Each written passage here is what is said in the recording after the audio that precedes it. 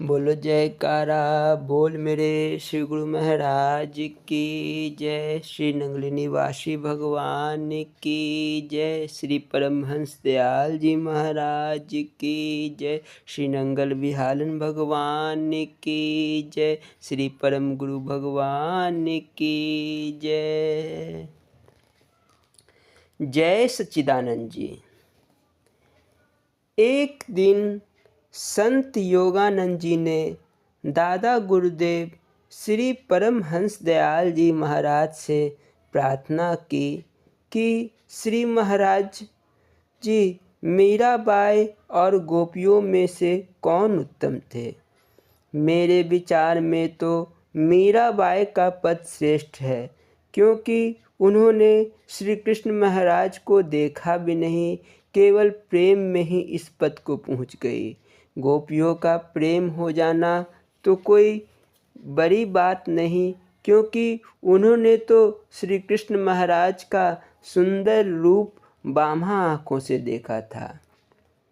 श्री परमहंस दयाल जी बोले, यह बात नहीं है, पद गोपियों का ही बड़ा था। गोपियाँ श्री कृष्ण महाराज के साथ रहकर उनकी हर एक बात को सहन करती थी तथा उनकी कठोरता पर भी निराश न होती थी। वे साधारण मनुष्यों के समान उनके बीच रहते सहते खाते पीते थे, और फिर भी वह उनको महायोगेश्वर तथा अवतार समझकर उनसे प्रेम करती थी। मीराबाई के साथ यह बात कहाँ हुई।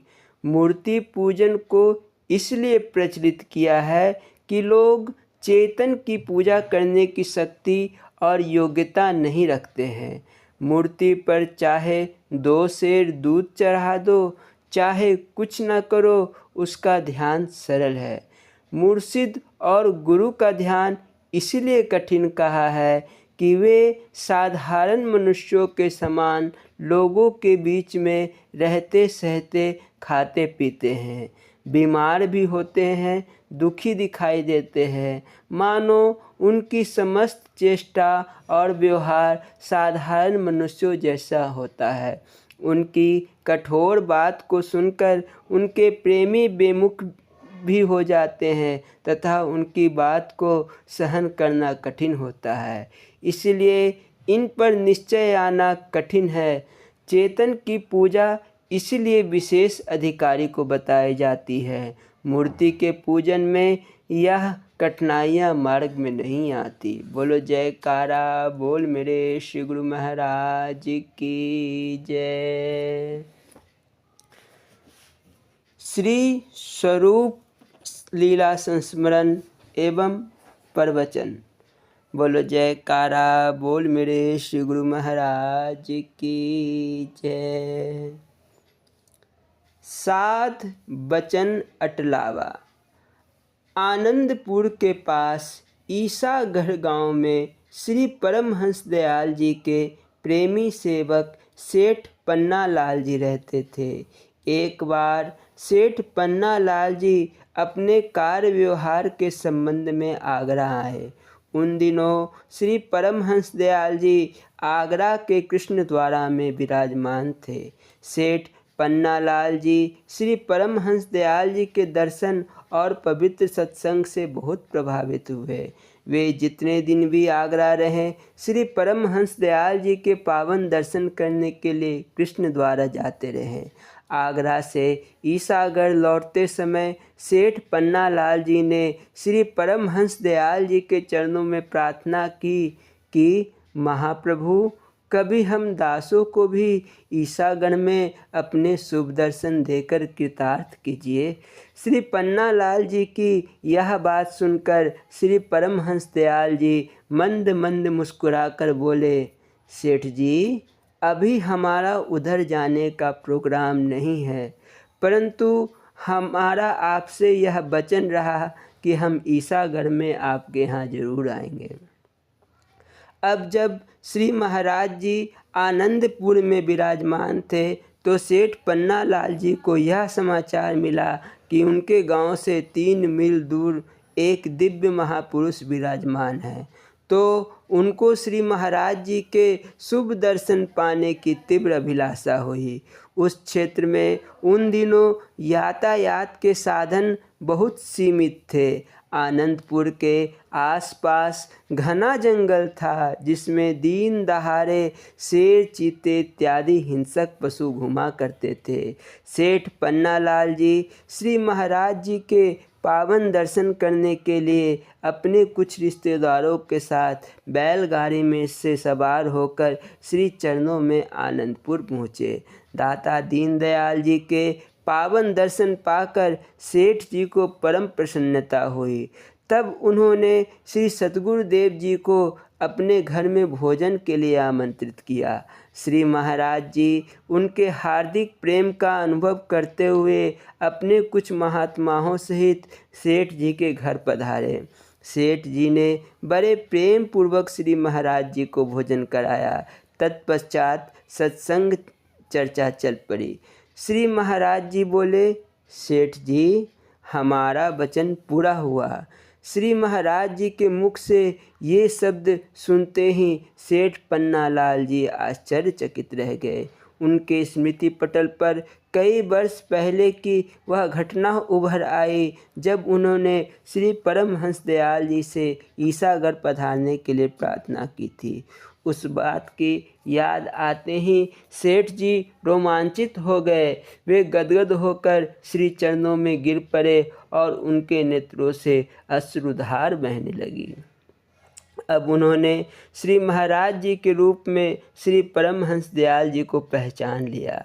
आध्यात्मिक जगत में भी इस प्रकार के अनेक उदाहरण मिलते हैं। एक सच्चे सतगुरु और पूर्ण शिष्य में कोई भिन्न भेद नहीं होता, वे दोनों तो एक ही रूप होते हैं। श्री महाराज जी ईसागढ़ से आनंदपुर लौटे। इस घटना के उपरांत सेठ पन्नालाल जी श्री महाराज जी का सत्संग श्रवण करने के लिए प्रायः आनंदपुर आते रहे। श्री महाराज जी लगभग 2 मास आनंदपुर में विराजमान रहकर वहाँ से भकरे भाली आश्रम में पधारे। बोलो जयकारा बोल मेरे श्री गुरु महाराज की जय। श्री स्वरूप प्रवचन वचनामृत। बोलो जयकारा बोल मेरे श्री गुरु महाराज की जय। पिछले अंक में श्री नंगली निवासी भगवान के अनन्य प्रेमी श्री रामानंद सत्यार्थी जी जब पहली बार सतगुरु दर्शन के लिए चकौरी आश्रम आए थे, तो उनके मन में कुछ शंकाएँ थी। उन्होंने 7 प्रश्न एक कागज़ पर लिखकर अपने जेब में रखे थे। उनके मन में यह संकल्प था कि यदि मेरे बिना पूछे ही मुझे इन सवालों के जवाब मिल गए, तभी मैं हुजूर को पूर्ण सतगुरु मानूंगा। श्री इष्टदेव भगवान ने उन प्रश्नों के उत्तर बिना पूछे ही सत्संग में दिए। अब उसी परम कल्याणकारी सत्संग का वर्णन शुरू होता है। इसे सुनकर सच्चा आनंद प्राप्त कीजिए। बोलो जयकारा बोल मेरे श्री गुरु महाराज की जय। हरि ओम हरि ओम हरि ओम। मन का स्वरूप। श्री महाराज जी बोले, गुरुमुखों और प्रेमियों, इस समय गृहस्थी लोग तो जा चुके हैं और सब संत महात्मा इस दरबार में बैठे हैं, इसलिए आप लोगों को साधु संतों के योग्य सत्संग सुनाया जाता है। ध्यान देकर सुनो। किसी जिज्ञासु का यह पहला प्रश्न है कि यह मन बड़ा चंचल है, प्रमादी है, इसका स्वरूप क्या है? इसका विरोध करना कठिन है, यद्यपि शास्त्रकारों तथा संत महात्माओं ने निरोध के लिए अनेक उपाय बतलाए और उनको पढ़ने, सुनने और समझने की चेष्टा भी की है तथा इस निरोध का कुछ न कुछ प्रयत्न भी किया है, परंतु फिर भी मन स्थिर नहीं होता। इसके निरोध करने का कोई सुगम उपाय बतलाया जाए। सो भाई, यह एक प्रश्न है जो प्रत्येक जिज्ञासु में सर्वप्रथम उत्पन्न होता है। और है भी ठीक, क्योंकि संसार का कोई कार्य पूर्णतः सिद्ध नहीं होता जब तक उसमें मन की एकाग्रता ना हो। यह मन एक आधारशिला है, तो भला मन की एकाग्रता के बिना मालिक की भक्ति कैसे सफल हो सकती है। यदि वाणी द्वारा धर्म पुस्तकों, रामायण, भगवत गीता आदि का पाठ करते चले जाएं, परंतु इंद्रियों द्वारा भगवान की पूजा प्रतिष्ठा करते चले जाए और मन भीतर ही भीतर विषय वासनाओं की ओर दौड़ता रहे, तो वह भक्ति सच्ची भक्ति नहीं। मालिक की भक्ति तो सच्चे मन से, सच्चे लगन से और सच्चे प्रेम से करनी चाहिए। मन की तारे मालिक के आसन को हिला देती है, और यह एक दिल ही है जिसमें अपने प्रभु को बस में कर लिया जा सकता है। ऐसे ही प्रेमी भगवान की आत्मा है। प्रेमियों, सब जिज्ञासुओं को यह बात ध्यान रखनी चाहिए कि मन बस में हुए बिना इसका निरोध कठिन है। सर्वप्रथम मन को शुद्ध आचरण में लगाना चाहिए। मन की शुद्धि के लिए जो साधन बतलाए गए हैं, उनमें सबसे पहले शुद्ध विचार और शुद्ध आचार की आवश्यकता है। शुभ वासनाएं मन को शुद्ध करती है और बुरी बातों के चिंतन से मन मलिन हो जाता है। इसलिए प्राणी मात्र का शुभ चिंतन करना इसका प्रथम साधन है। दूसरों का भला करना तो सीखो, दूसरों के नहीं बन सके अपने तो बनो। अपनी उन्नति के हितैषी को चाहिए कि अपने मन को अधोगति की ओर ना ले जाए और बुरी बातों का चिंतन ना करे। साधु संतों के लिए एक बात यह है, प्राणी मात्र के हित में मगन होकर अभिमान रहित और स्वार्थ का त्याग करके निष्काम भाव से सबकी आत्मा को सुख पहुंचाना और प्रेम भाव रहने की आदत डालना। सबकी आत्मा को अपने जैसा ही समझना अंतःकरण की शुद्धि का उत्तम उपाय है। इसी का दूसरा अंग है मालिक की भक्ति, नाम और गुणों का सिमरन। सार्वजनिक प्रेम और मालिक की भक्ति से पाप का नाश होगा, मन शुद्ध तथा स्वाधीन हो जाएगा। इसके उपरांत मन का एकाग्र और निरोध हो जाना बहुत ही सरल है। इस प्रकार शुद्ध तथा स्वाधीन हुआ मन परम आनंद प्राप्ति के योग्य हो जाता है। सर्वप्रथम यह समझ लेने की आवश्यकता है कि मन का स्वरूप क्या है। स्वभाव संतों ने तो संकल्प ही इसका स्वरूप कहा है। अंतःकरण चतुष्ट मन, बुद्धि, चित्त तथा अहंकार का अंग है।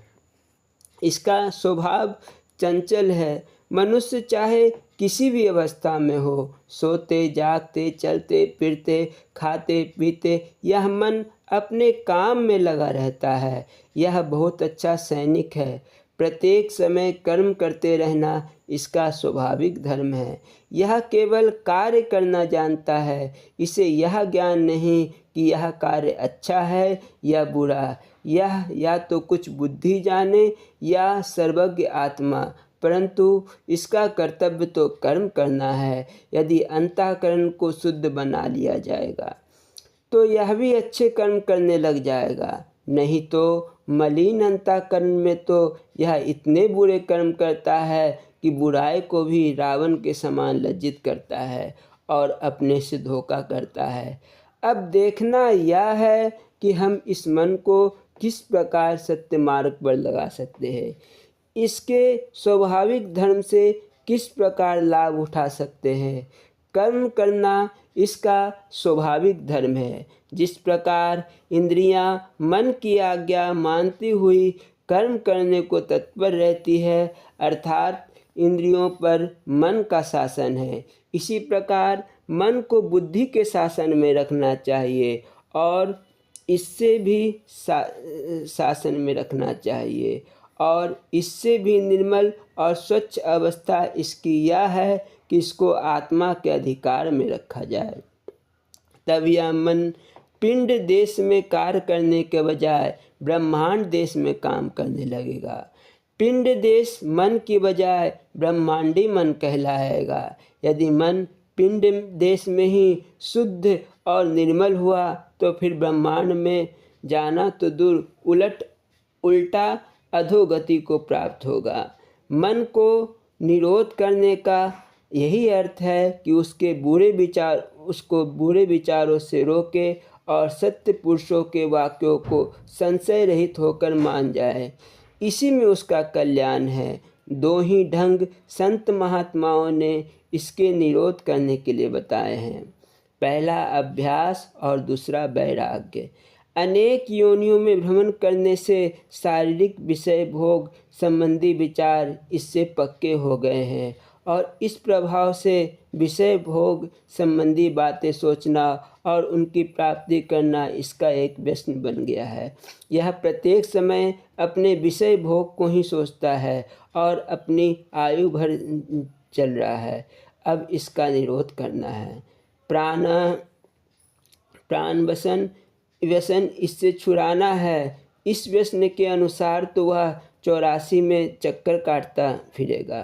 केवल शारीरिक भोग के अतिरिक्त इसकी दृष्टि कहीं और टिकती नहीं। परंतु संत महात्मा जन इस भूले मन को सद्मार्ग पर जाने का उपदेश करते हैं और इसको 84 के चक्कर से छुड़ाकर मोक्ष मार्ग पर लगाते हैं। इसे उपदेश देते हैं कि हे मन, तू कई योनियों में विषय वासनाओं की ओर दौड़ता रहा है और उन सुखों से तुझे अंत में क्या लाभ हुआ। अब तो अपनी अज्ञान निद्रा से जाग, विषयों से उपराम हो अर्थात वैराग्य को धारण कर। यह सुख सुलभ सुख है, इनका अंत दुखदायी है।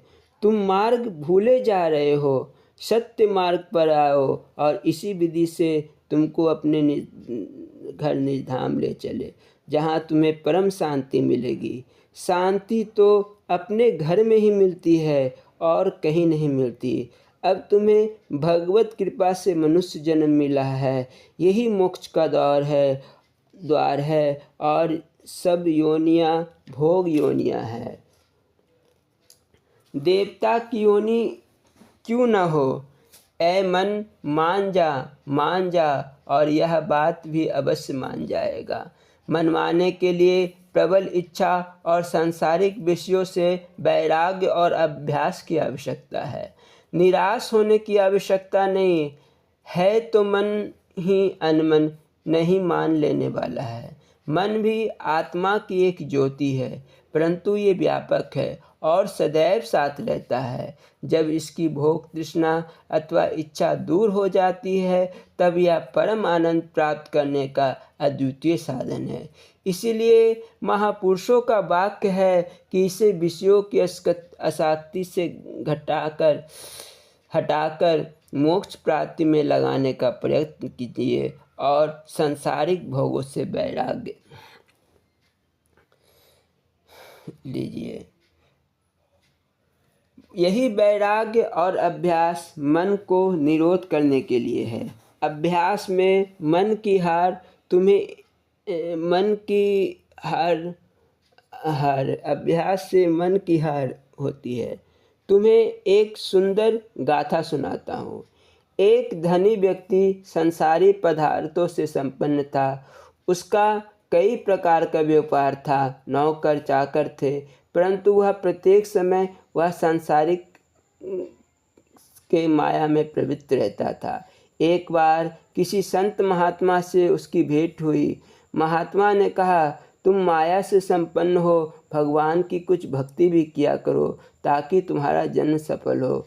उत्तर में वो कहने लगा, महात्मा जी, आपकी बात तो ठीक है, परंतु मुझे काम से समय नहीं मिलता। महाराज जी, कोई ऐसा नौकर चाहिए जो सब काम करे और थकने का नाम ना ले, मैं तभी भजन कर सकता हूँ। महात्मा जी ने हाँ कह दी। दूसरे दिन एक भूत नौकर के रूप में उस सेठ के पास आया और कहने लगा, मैं नौकरी करूँगा और यह सब कार्य करूँगा, परंतु मेरी एक शर्त है कि जब आप काम ना दोगे तो मैं आपको खा जाऊँगा। वेतन कुछ नहीं लूँगा। सेठ ने उसकी शर्त मान ली।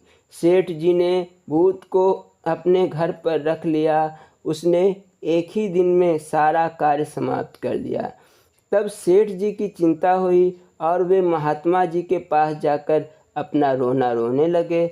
महात्मा जी ने उनसे कहा कि एक बाँस अपने घर में बांध दो और जब भूत कार्य से खाली हो जाए तो उसको कहो कि इस बाँस पर चढ़ो और उतरो। सेठ जी ने ऐसा ही किया और भूत वशीभूत हो गया। तो यह मन भी एक प्रकार का भूत है। खाली होने पर मनुष्य को खा जाता है। इसे श्वासों के सिमरन रूपी बांध पर चढ़ाओ और उतारो, तब यह स्वयं ही एकाग्र हो जाएगा। मन को बस करने का सबसे अच्छा उपाय ध्यान है। अपने इष्ट देव में ध्यान लगाने से मन का स्थिरता सुगम रूप से होती है। यद्यपि ज्ञान विचार द्वारा भी इसकी चंचलता को रोका जा सकता है, तथापि इष्ट देव का ध्यान और भी श्रेष्ठ है, क्योंकि इससे पूर्व जन्मों के कर्मों के संस्कार भी नष्ट हो जाते हैं। इसलिए ज्ञान की अपेक्षा ध्यान श्रेष्ठ है। ध्यान योग प्रायः जिज्ञासु अडोल तथा निश्चिंत होकर परम पद प्राप्ति की सहज ही भागी हो जाता है। भेषधारियों के लिए इससे बढ़कर और कोई सुगम उपाय नहीं। बोलो जयकारा बोल मेरे श्री गुरु महाराज की जय। अगले अंक में जीव, आत्मा, ब्रह्मा और प्रकृति के लक्षण होगा। बोलो जयकारा बोल मेरे श्री गुरु महाराज की जय। बोलो जयकारा बोल मेरे श्री गुरु महाराज की जय। श्री नंगल महाराज जी की लीला संस्मरण। और दरिया पीछे हट गया। घटना साल 1955 की है। श्री महाराज जी कस्बा दोरांगला से ग्राम शहर कला में पधारे। खूब सत्संग प्रवचन हुए।